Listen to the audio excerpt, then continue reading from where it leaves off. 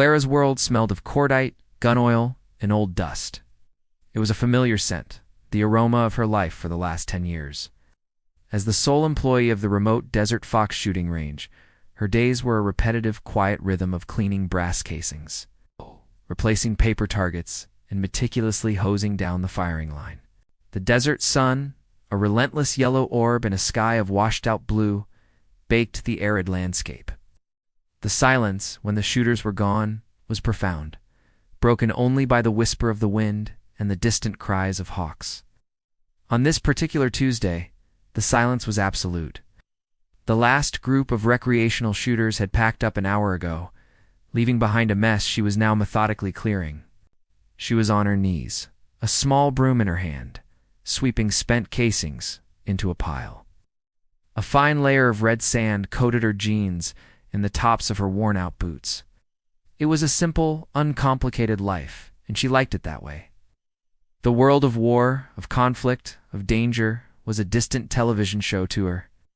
She was a cleaner, a custodian of a quiet place. A large black tactical van pulled into the parking lot. It was not like the trucks and SUVs she was used to seeing. This vehicle was unmarked, but its purpose was clear from its heavy-duty tires and reinforced chassis. 4 men emerged, all moving with a synchronized purpose that was a world away from the casual stroll of her regular customers. They were big, serious-looking men with short haircuts and an air of quiet authority.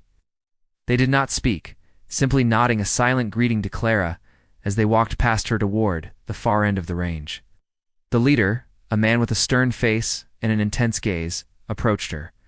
He had a quiet, commanding presence that made her feel, for the first time in a long time, uneasy. "Ma'am," he said, his voice a low rumble, "we apologize for the interruption. Here with the U.S. government. We have special permission to use this range for training. There will be no live fire. This is just for simulated exercises." Clara just nodded. She did not ask for a name or a team. She did not ask what they were training for. She simply took a step back, her broom still in her hand. These men were a different breed from anyone she had ever met. They were calm, but there was an underlying tension to their movements, a readiness that spoke of a life lived on the edge. The 4 men moved to the 1,000-yard line, their movements fluid and precise. They set up 2 targets, not the standard paper kind, but something that looked like a large sensor-studded device. The men took turns, one man on the ground, the other standing as an observer. They were not firing any weapons. They were simply taking up positions, moving through a complex series of commands. Their mission, a silent, unspoken thing, was a world away from her simple life. She went back to her work, feeling a little less safe, a little more aware of the big world outside her small one. She swept the brass, and she sorted it by caliber. She took out a bucket and began to pick up the spent cartridges that were too small for her broom. Then, the world exploded. It did not happen with a bang, but with a series of sharp whip-like cracks. The first shot hit the ground just a few feet from the men on the firing line, sending a geyser of dust into the air. The second shot hit the van, shattering the reinforced glass.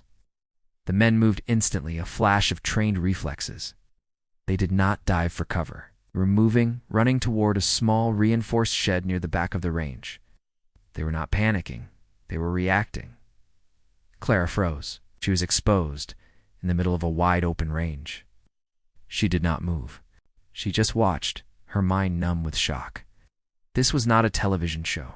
This was real. Another shot hit the ground near her, a sharp, high-pitched whistle. She felt the wind from the bullet as it passed. It was a sound she knew, a sound she had heard many times before. But this time, it was aimed at her. Her mind, so used to a quiet, mundane life, was now working at a speed she never knew it could. Each sound was not from a small rifle. It was a high-powered round. It was coming from a high vantage point. She looked up instinctively. On a ridge about a mile away, she saw a glint of sunlight reflecting off glass. Scope. They were being targeted by a sniper. One of the men, a tall, powerfully built man with a lean face, was still on the firing line. He was the one who had spoken to her. The leader was on the ground, a small, dark shape against the red dirt. He was trying to get to his gear, was crawling on his stomach, moving slowly, deliberately. But he was exposed. He would not make it. The sniper on the ridge had a clear shot. He had to be a very good shot. The man on the ground looked at her. His eyes, intense and serious, were locked on hers. He did not say a word. He just pointed to his sniper rifle, which was lying on the ground a few feet from him, and then pointed to the shed. He was telling her to get the rifle. He was telling her to help him. Clara did not move. She just stared at him, her mind a whirlwind of fear and disbelief. Get the rifle, why? She was a range custodian. She was not a fighter. The man's lips formed a single, unspoken word. Please. The plea, so unexpected, so raw, cut through her shock. This was not a game. This was a matter of life and death. His life. Her life. She had to do something. Her body, trained by years of moving across the range, took over. She dropped the broom, and with a swift, fluid motion, she began to run. Not in a straight line, but in a serpentine pattern, darting from one small mound of dirt to another. She was not a soldier, but she had seen enough movies to know the drill. She was an unlikely, desperate target. She was a runner. A new shot whizzed past her. Closer this time. The sniper was good. He was toying with her. She reached the rifle. It was a big, heavy thing, a work of mechanical art. She lifted it. It was cold and heavy in her hands. The man on the ground, the SEAL, was still watching her. He gave her a new signal, pointed to a small hidden cave in a rock formation about 100 yards away. It was a place she had known for years, a place where she had eaten lunch on hot days. It was a place that offered cover. She ran, the heavy rifle in her hands, her heart pounding a frantic rhythm against her ribs. She was not a warrior. She was a woman who cleaned a shooting range. But her mind, a lifetime of observations, was working overtime. She knew the land better than anyone. She knew the small rises, the dips in the terrain, the places a person could hide. She knew where a sniper would be. She dove into the cave, the dust swirling around her. She was safe. For now, she looked at the rifle in her hands. She had no idea how to use it. She had only ever seen them from a distance. The SEAL was still on the ground, a sitting duck. He would not last much longer. She had to do something. Then she remembered something.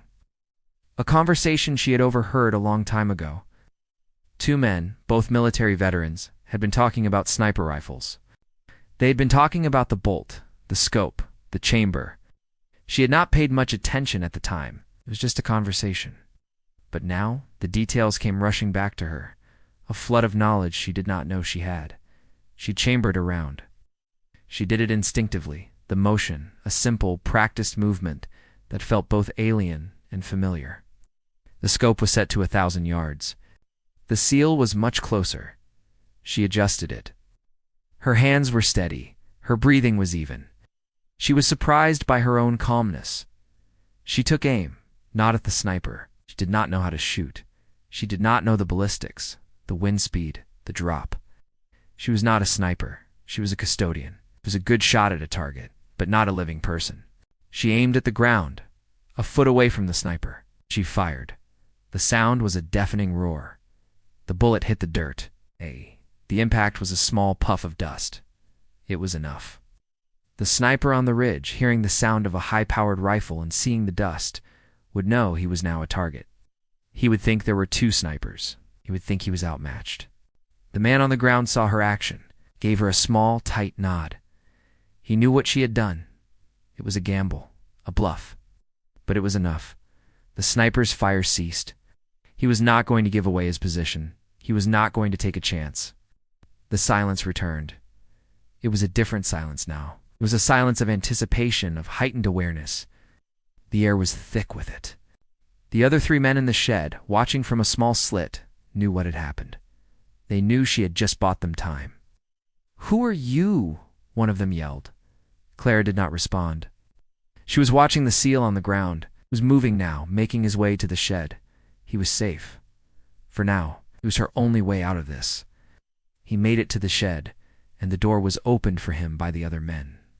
He was breathing heavily, a fine layer of dust coating his face. He looked at Clara.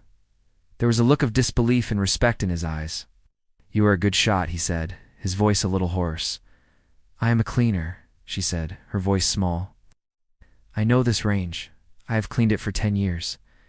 He nodded, a small, tight smile on his face. It seems we are in a spot of trouble. We need a way out. We need a sniper to cover us. I am hit. I cannot do it.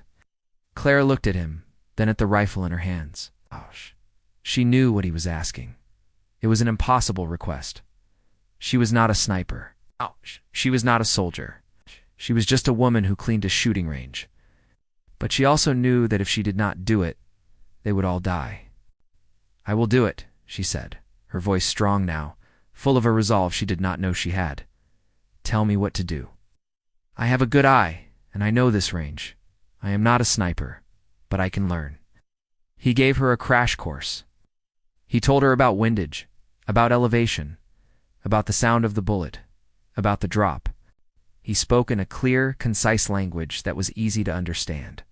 She was a quick study. She absorbed the information like a sponge. The quiet life had given her a keen sense of observation. She knew the wind, she knew the heat, she knew the landscape. She was a natural. They stayed in the shed for hours. The sun began to set, casting long purple shadows across the desert floor. The sniper on the ridge was patient. He was waiting for them to make a move. He was a professional. So was the SEAL team. And so, to her own surprise, was Clara. Finally, the SEAL, who had introduced himself as chief, gave her the plan. They would make a break for it. They would run to their van, which was now a wreck, and they would use the terrain to get to a service road a few miles away. Clara would cover them from the shed. She would shoot, not to kill, but to deter. She would make the sniper think they had a professional on their side. She took up a position in the shed, her eye fixed on the scope. She could see the sniper on the ridge now. Here's a small dark shape against the setting sun. She took a deep breath. She was calm. She was focused. She was not a cleaner. She was a protector. She was a shield. She was a weapon. The men moved out. They ran low and fast, their movements a blur. Clara fired. Not to kill, just to make a point. The bullet hit the ground near the sniper, kicking up dust. The second shot hit a rock. The sniper's fire was sporadic. He was not committing. He was testing her. He was trying to figure out if she was a threat. She fired a third shot, a bullseye. She had not aimed for the sniper. She had aimed for a small reflective stone on the ridge. She had hit it. The stone exploded. The sniper on the ridge knew now. He knew she was a master. He did not fire again. The men made it to the service road. They were safe. Chief looked back at her, a look of pure gratitude on his face. She had saved their lives. She had done it with a rifle she had only just touched. She had done it with a knowledge she did not know she possessed. She had done it with a courage that was born in the heat of a moment. She walked out of the shed, the rifle in her hands. She was no longer just a cleaner. She was something else. She was a woman who had found a purpose in the most unlikely of places. She had found a strength she never knew she had. She was a protector. She was a warrior. His chief came back for her a few hours later. He was a different man now. He was not a leader. He was a grateful friend. He did not say much. He just looked at her with a quiet respect. "We have to go," he said. "The authorities will be here soon. They will have questions. And you do not want to be a part of this." She nodded. She did not want to be a part of it. She wanted to go back to her quiet life, her simple routine. But she knew that was no longer possible. She was changed. The girl who cleaned a shooting range was gone. The woman who saved a SEAL team was born. She got into his van. It was a long ride back to a different life, a different world. She did not look back. She did not have to. She knew who she was now. She was a protector, and her world would never be the same. The silence would never be the same. The cordite and gun oil would never be the same. They were no longer just smells. They were a part of her now, a part of a story she would never tell, a part of a secret she would carry for the rest of her life, a hidden strength she had found in the most unlikely of places. She was a hero, a silent, unsung hero. And she would not have it any other way.